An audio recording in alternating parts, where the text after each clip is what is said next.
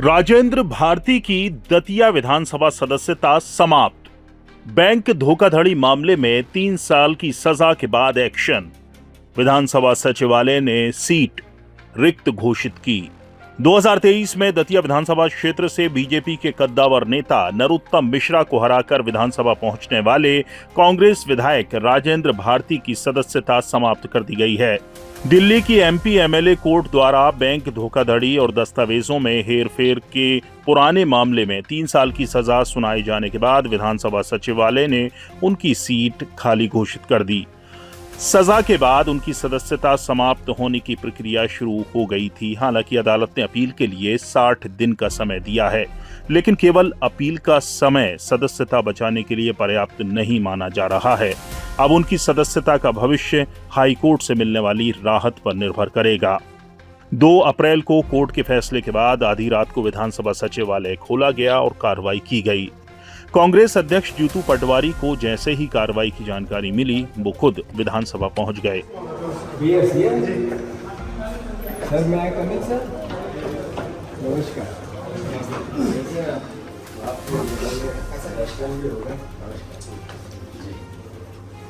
ये अभी तो स्टे 15 दिन का तो सकते नहीं, पर रात में खोल लिया। वापस से पहली बार हुआ मध्य प्रदेश के स्पीकर विधानसभा ने चली।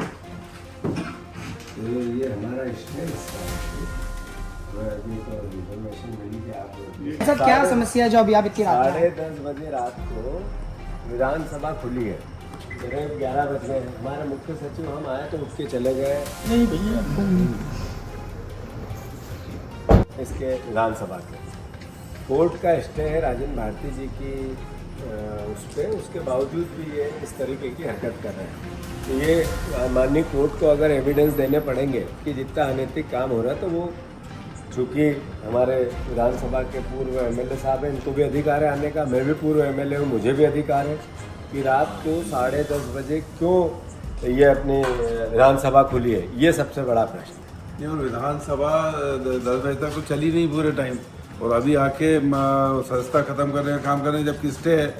ये बर्दाश्त थोड़ी होगा।